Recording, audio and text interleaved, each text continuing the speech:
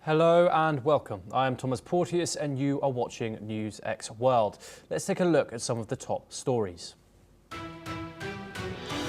US President Donald Trump has dismissed efforts by Israeli lawmakers to advance legislation annexing the occupied West Bank, saying Israel is not going to do anything there. The bill, which would apply Israeli law to the territory claimed by Palestinians for a future state, won initial approval in the Knesset on Wednesday. US President Donald Trump has announced an immediate end to all trade negotiations with Canada, accusing Ottawa of egregious behaviour over a political ad featuring Ronald Reagan criticising tariffs. Trump has also imposed a 35% levy on Canadian imports, with exemptuous goods for goods covered under the USMCA trade deal. US President Donald Trump will meet Chinese President Xi Jinping in South Korea on October the 30th on the sidelines of the APEC summit, the White House has confirmed. It will be the first face-to-face between the two leaders since Trump's return to office, as trade tensions rise over Washington's threat of 100% tariffs and Beijing's restrictions on rare earth exports. A US warship will dock in Trinidad and Tobago next week for joint military exercises near the coast of Venezuela. The USS Gravely will be in the port of Spain from October the 26th to the 30th, with US Marines training alongside the Trinidad and Tobago Defense Force as part of Washington's regional anti-drug operations. Venezuelan President Nicolás Maduro pleads for peace amid rising tensions with the US. Venezuela launches Coast Independence 200 military drills to defend sovereignty, warned by Defense Minister Pedrino Lopez. Lebanon's health ministry says 4 people were killed in Israeli airstrikes in the country's east and south. The IDF confirmed hitting targets linked to Hezbollah, saying the group had used the areas to plan attacks against Israel. Irish voters are casting ballots to elect a new president, with polls pointing to a landslide win for left-wing independent Catherine Connolly. The 68-year-old Galway MP holds a double-digit lead over former Cabinet Minister Heather Humphreys in what would be a stinging rebuke to the country's centre-right government. Argentine President Javier Milei urged supporters at a Rosario rally ahead of Sunday's midterms. Milei seeks votes to sustain his austerity policies, economic reforms and labour and tax plans amid pressure from the US and slipping approval ratings. Now we start in Europe, where the European Union leaders have pledged to guarantee financial support for Ukraine for the next 2 years, with work underway on legal and technical options to sustain the war-torn country's budget and defence needs. EU Council President Antonio Costa has said that Ukraine has resources to continue defending itself until 2027. Meanwhile, the Commission President Ursula von der Leyen has said that the European Union has discussed the reparations loan that it is to be financed with immobilised Russian assets. Let's in fact listen in to what the two leaders have said. European leaders committed to ensure that Ukraine's financial needs will be covered for the next 2 years. We have asked the Commission to put forward options as soon as possible, so that Ukraine has the resources it needs to continue defending itself and fight for a just and lasting peace in 2026 and 2027 if it's necessary. Russia should take good note of this. Ukraine will have the financial resources it needs to defend itself against Russia's aggression and in the foreseeable future. Now, the technical, legal and financial aspects of Europe's support need to be worked on, and we will return to this issue in the December European Council. We had a good discussion on the reparations loan to be financed with immobilized Russian assets, and it allowed us to identify points we still need to clarify, and then indeed we will come back with the different options that we will develop. Let me underline again, we will always respect European and international law while we are taking this work forward that we've just. Meanwhile, French President Emmanuel Macron has reacted to US sanctions against Russia. Macron has hailed Trump's sanctions on Russia as a right step in the right direction. Let's take a listen in to the French president. À ce titre, les annonces récentes du président Trump vont à nos yeux dans la bonne direction, qui ont permis de dire très clairement la réalité de la situation, c'est-à-dire une Russie qui ne souhaite pas de manière véritable la paix, et ont permis de resynchroniser l'agenda européen et américain sur la question ukrainienne. We're now joined by Professor Veselin Popovsky. He's a professor and vice dean at Jindal Global Law School, and he joins us live from New Delhi. Thank you very much, Professor Popovsky, for joining us live here on NewsX World.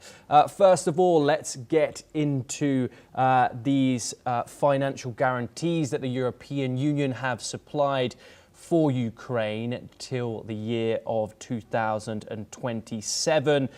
They will be funded by frozen Russian assets. Will this suffice?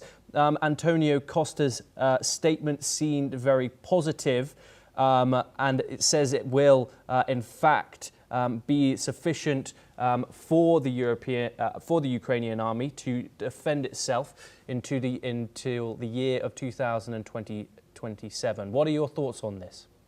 Yes, Thomas, it's a very significant news. It's a very positive news that the Europeans are already calculating carefully the costs. We don't know yet whether it will suffice, because we don't know how long the war itself will last. Imagine there is a change in a few months and Russia is withdrawing, and then the reconstructions happen fast and rapid. Although that's the positive, the optimistic scenario, we don't know how much of Ukraine will still be destroyed by further Russian attacks. But generally, this is the direction, which is very positive. Yes, the Russian frozen asset will be used because Russia is an aggressor. Russia produced all the damage. The criminal pay the crimes. That's a principle as old as millenniums old. So Russia should pay for the damage in Ukraine, and the frozen assets will do that partially. And still significantly, the numbers are high. And the more important is not the numbers, rather the commitment of the European Union here, very well expressed, that Ukraine will be strongly supported at least for the next 2 years, absolutely after that as well. But the expectation is after the reconstruction of Ukraine, the further support after 27 will take different forms. Obviously, military guarantee, security guarantee, and not so much financial burden. And then, of course, we just heard from the French president.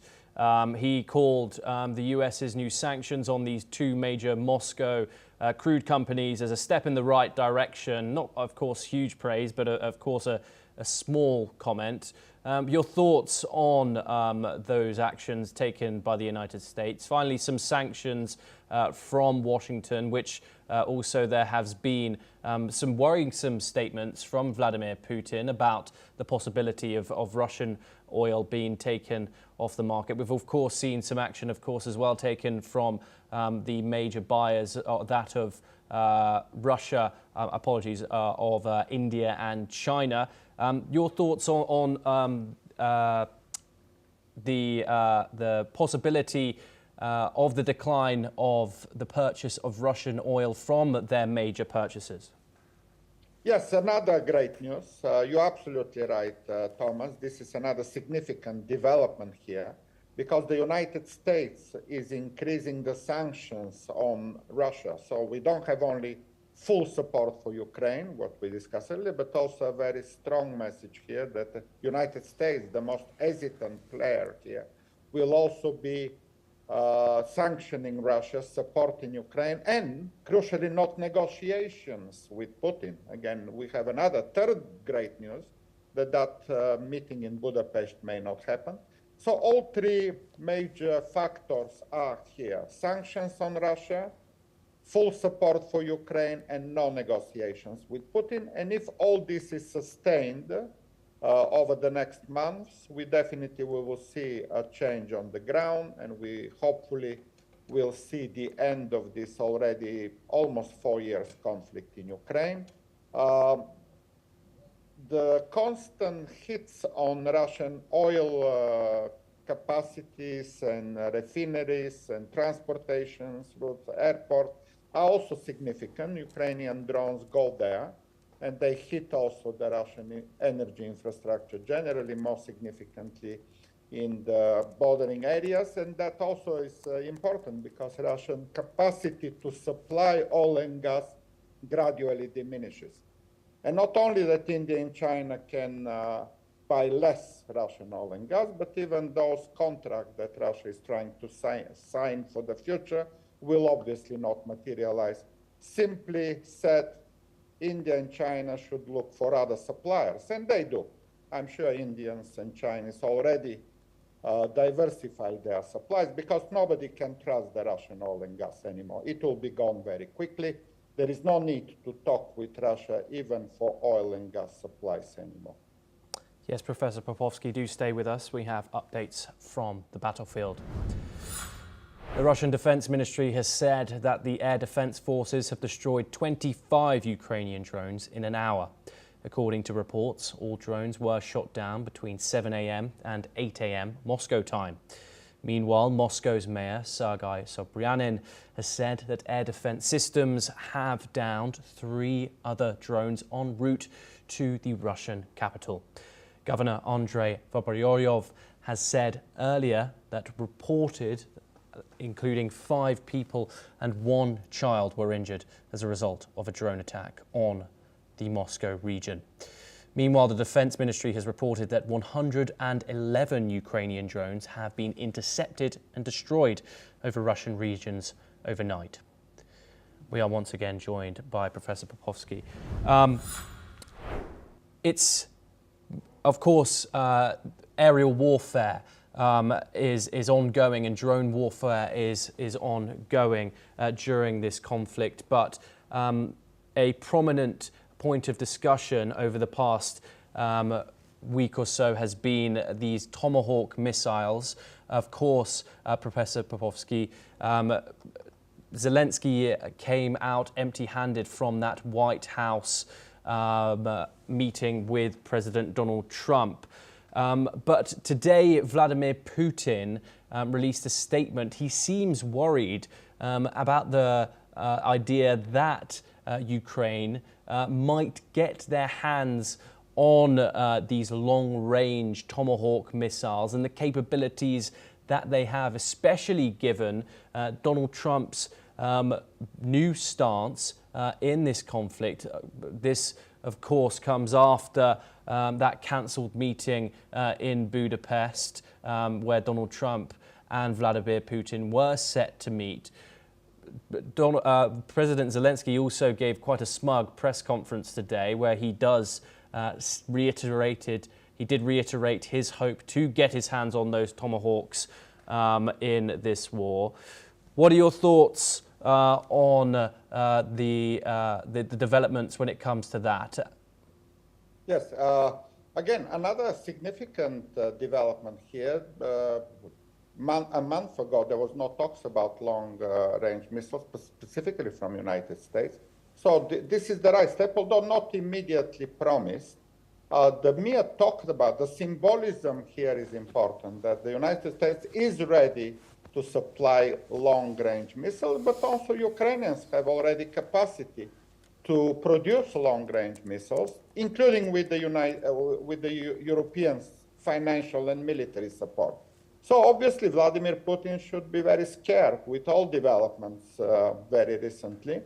And the lack of meeting in Budapest, the continuous talk about long-range missiles hitting military targets in all over Russia, including 3,000 kilometers deep into the Russian territory, will continue to reduce the oil and gas capacity of Russia to export, which obviously will create an economic and financial crisis in Russia itself.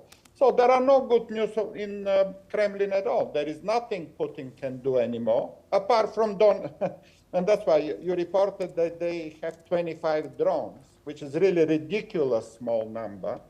Of what all Russia can report is that they gunned down 25 drones, which is really nothing in terms of military achievement. Bear in mind that hundreds of drones are shot every hour, not tens of drones. So in a way, even that is not any military success. But Russia has nothing to report.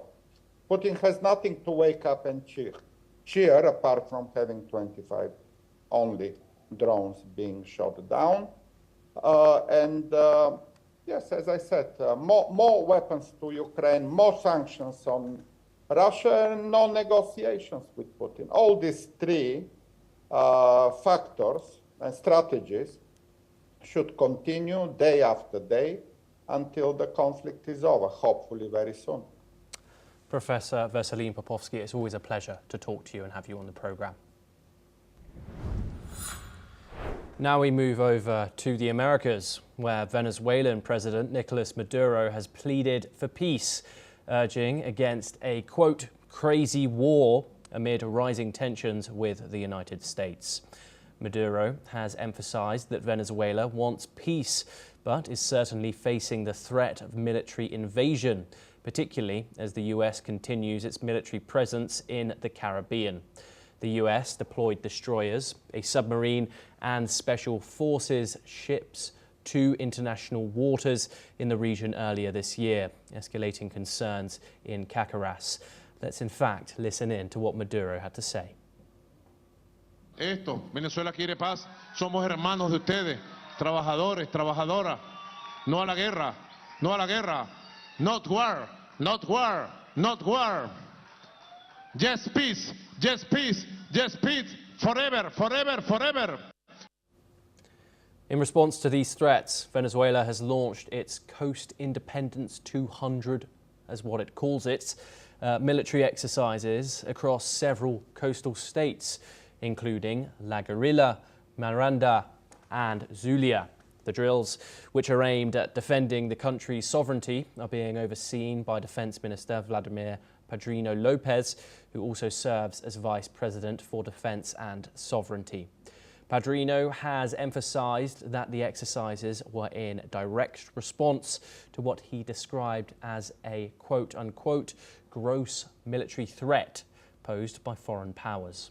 Padrino has also warned against alleged covert operations by the United States Central Intelligence Agency, claiming that any attempt to destabilise Venezuela would be unsuccessful. We are now joined by Shruti Dasgupta. She's an international affairs expert and she joins us live from New Delhi. Shruti, pleasure to talk to you. Shruti, escalating tensions have been present for a while between Caracas and Washington. We've seen Donald Trump posting videos on his social media of these alleged drug boats blowing up with numerous fatalities reported of, once again, alleged cartel members. How far do you see these tensions escalating between Venezuela and the United States? Greetings to you and your viewers. From what I understand, it can go either way. Although Maduro is asking for peace right now, and he's saying that there should not be a war situation.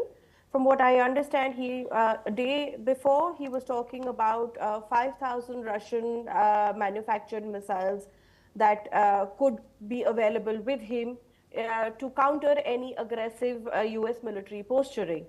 We also understand that, as you have stated in your report, a large number of US military ships are positioned in the Caribbean and are aggressively posturing. There are amphibious vehicles that BBC has reported. So this shows that USA is probably preparing for a different kind of operation, which is not just solely targeting what it calls as a war on drugs. From my understanding, Trump and his regime have co-opted what the Venezuelan opposition has started to say, has been saying that this is not just a dictatorship, this is a criminal regime. And this is exactly what he's using to kind of posture Venezuela's Maduro into a position of being an international criminal, a drug lord, as well as an antisocial element. And he's using all of this to justify sinking ships in the Caribbean, which by UN's own report shows is not the major source of drug. It is the Pacific Ocean. The fentanyl problem that US faces does not stem from Venezuela. It is only a transit corridor. And even if it is, those drugs that transit through do not come towards USA. They go towards the European continent. So Trump's war on drug is more of war for resources, and hence the CIA operations that he hinted at, which could go either way, either to control the drug business or to control the national narrative of Venezuela, is something that Maduro and his regime can be worried about. So it can go either way, depends on how Trump plays his cards and Maduro plays his card. Of course, in a direct confrontation, there is no choice. Maduro will have to bend the knee. So he probably wants a diplomatic solution out of this, which does not take away his chair, but because after the 2024 contested elections, which are internationally denied because there is no transparency on how he continues to stay in power from 2013 onwards. So it is a very dicey situation. It's a very dangerous game that Trump regime is playing because of, in my opinion, it all comes down to the oil reserves that Venezuela holds and Trump wants. Yes, Shruti, do stay with us. We have a further update where Mexican President Claudia Sheinbaum has expressed her disagreement with recent US military strikes on boats off the coast of South America, which the US claims were involved in drug trafficking. Sheinbaum has stated that Mexico does not support such actions, emphasizing that international laws govern how nations should handle the alleged illegal transport of drugs or weapons in international waters.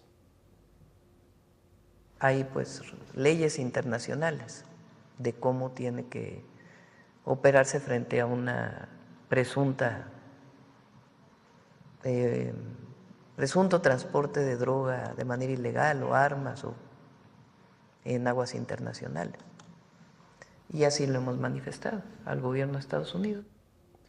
The remarks have come in off the wave of US strikes against vessels suspected of being used by drug cartels to smuggle illicit substances, which have raised questions about the legality and effectiveness of military interventions in international waters. We are once again joined by Shruti Dasgupta. Shruti, we have briefly just discussed the effectiveness of these strikes on these vessels, which we have just seen the visuals of. However, how would you assess it in tackling the situation at hand? We know that that the US faces a huge fentanyl crisis.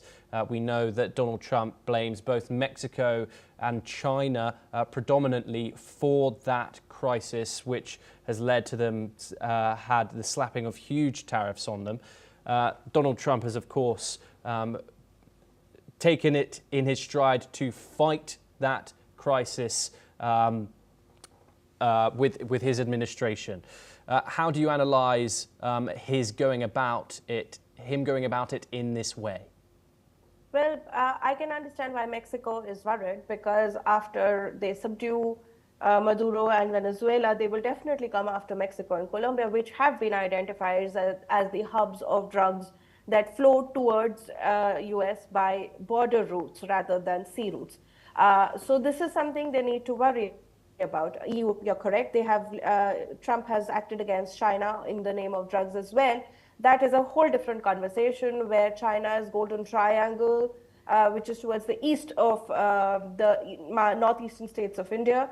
And it goes right across towards the Golden Crescent, where Pakistan, Afghanistan is where these illegal arms and drugs they kind of transport to. And from there, it goes to the rest of the world. So this is a golden triangle, golden crescent angle, which China exploits to send mass weapons, illegal mass weapons, and as well as drugs to the world. Beyond that, Mexico is worried because if US is allowed to continue to act as a bully in the world international waters, what stops it from attacking Mexico in the name of anything?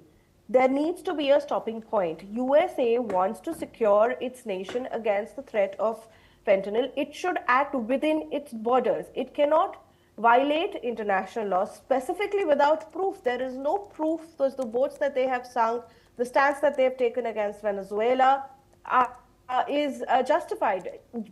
You cannot function on believe me kind of a narrative. They have to be backed up by proper proof, not just intelligence, alleged intelligence or credible intelligence, hard proof that you killed people, you sunk boats, you made sure that a nation suffered in the name of saving your own. And even then, there are laws, international laws that govern this.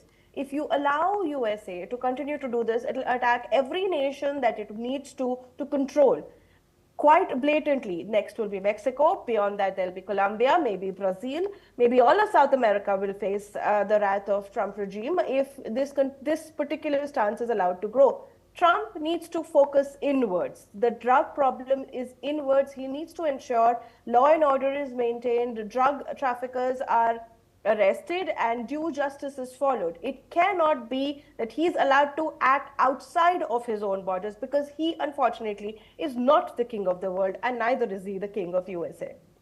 Shruti Dasgupta, thank you very much for joining us here on the programme. Pleasure to have you.